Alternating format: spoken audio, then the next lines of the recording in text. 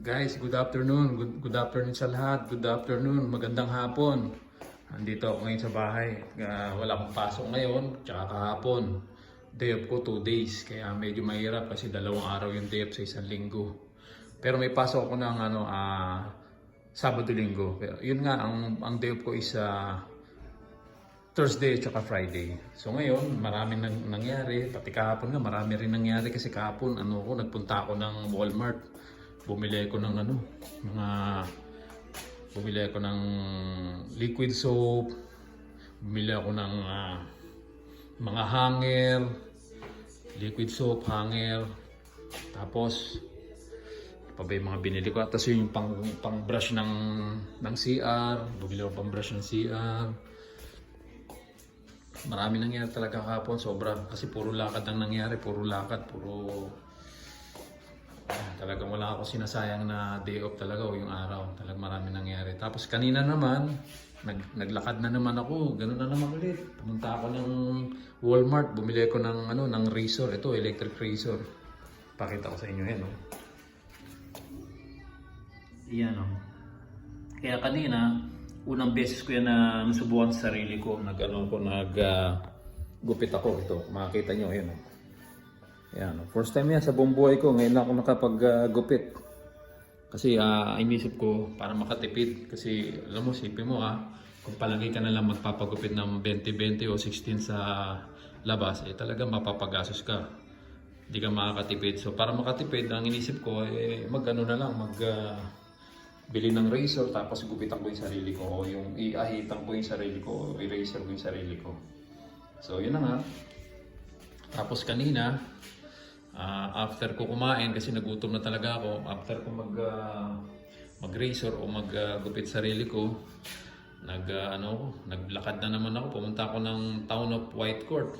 May pipikapin sana akong documents, kaso hindi ako pinayagan ng mga tao doon, yung mga puti. Hindi ako pinayagan kasi kailangan daw si Arlene ang kumuha ng mga documents na pinapakuha niya. Sipin mo, nagdala pa ako ng 2 passport. Passport niya, passport ko. Tapos mga IDs ko, tapos yung marriage certificate namin dalawa. Kumbaga lahat ng paraan ginawa ko ginawa niya ni Arlene para mabigay yung documents. Di ko alam kung anong klaseng documents yun. So, ang tingin ko napaka-importante nun. Kasi nga, yun nga, pagdating ko doon, hindi ako pinayagan, hindi binigay sa akin yung documents. Kailangan daw si Arlene ang pupunta doon at pipick up ng documents. Tapos, bukas daw sila kada tanghali, wala silang break time. Ibig sabihin, sa dami nila doon, may tatao doon sa cashier para magbigay ng mga documents na kakailanganin ng mga tao. So wala nangyari kanina kasi kailangan daw si Arlene na magpipick up. So ngayon, day off ko, eto. Kung ano yung mga kailangan gawin na yun ang inaasikaso. Kagaya kanina, bumili ko ng itlog, bumili rin ako ng razor, ayun, no? Nakabili na ako ng razor kasi yung itlog naman, dahil wala talaga kaming itlog, paubos na, kaya sana tinan mo. Ayan o. Ayan o, dami niya, no? Diba 18 pieces yan? Kasi yung luma, kung makikita mo yung luma, ilang piraso na lang. Diba? Dadalawa na lang. So kailangan kong bumili. Ayan, kanina nakabili ako ng large white. 18 pieces ang niyan, isang case.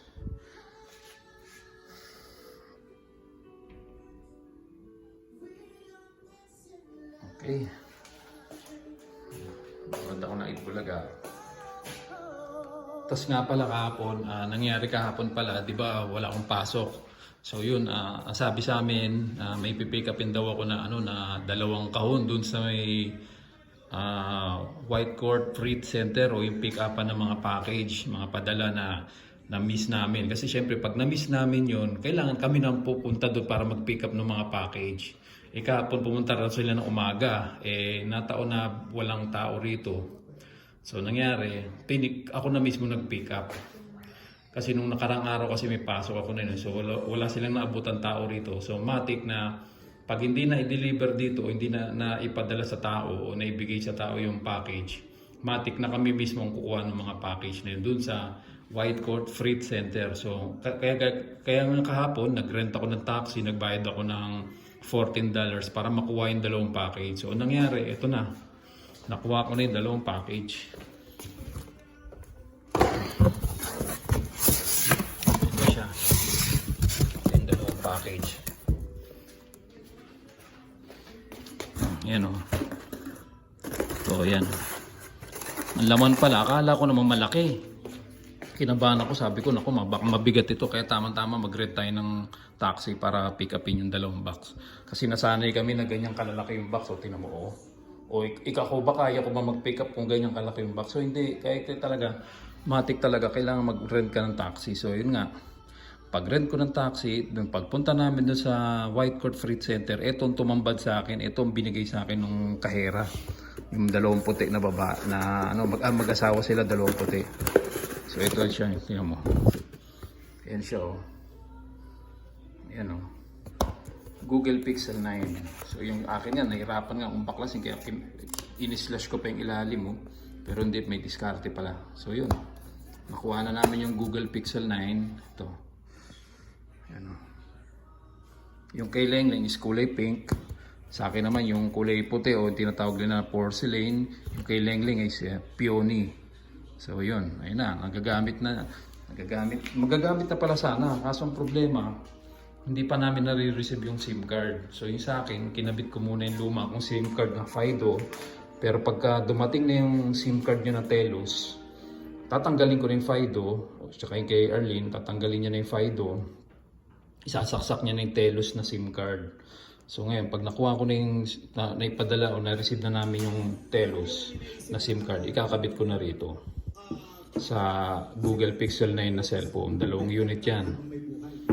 Yan, $60 ang monthly niya. So $60, $120 ang monthly bill na babayaran namin dahil dyan sa cellphone na yan. Tsaka meron din naman yung sa ano niya, yung sa load niya, medyo malaki rin eh.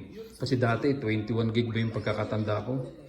So mas malaki sa 21 gig a month. So yun, sulit na rin. The Soul Diva and Asia Songbird.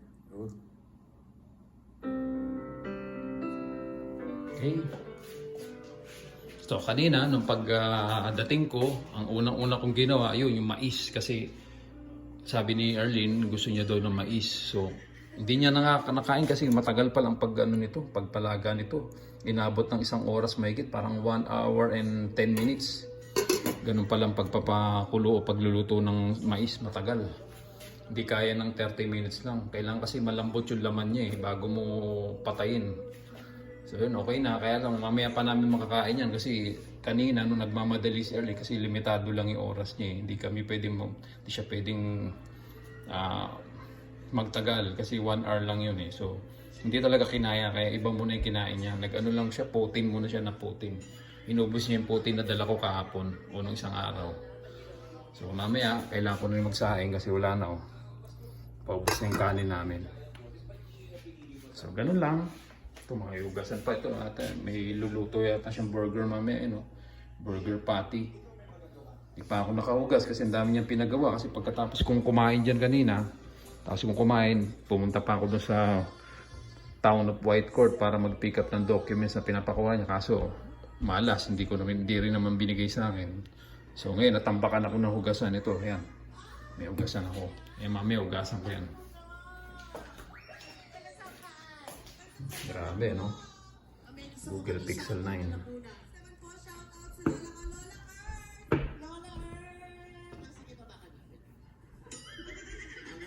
Yan. Tapos ito, yung $53 na razor. Ayan. $53 yun. Sa Walmart. Yan, Walmart. Kano yan? Ayun, $53. Tapos yung itlog, $6.38. Itlog yun, Ito na siya. Okay.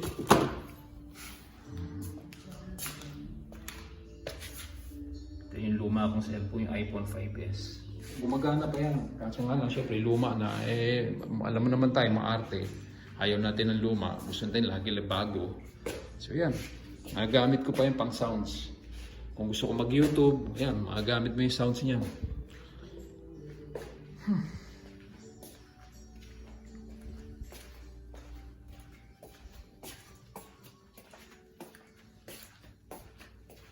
Sayang lahat yung mga documents na dinala ko.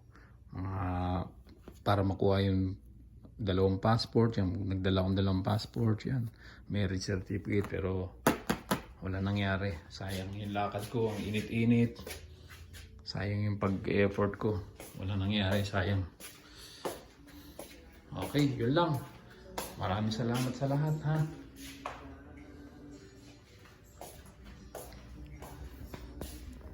Ito, tingnan nyo. Okay. First time yan na ginupitan ko yung sarili ko. Yun. Mamaya maliligo ako. Tapos mag-aahit ako para pogi. May patilya ko, okay ba? Ako lahat tumira niyan. May likod. Okay? Sige. God bless sa lahat, ha. Maraming salamat sa pagsama sa akin. Okay, bye-bye. God bless sa lahat. Thank you.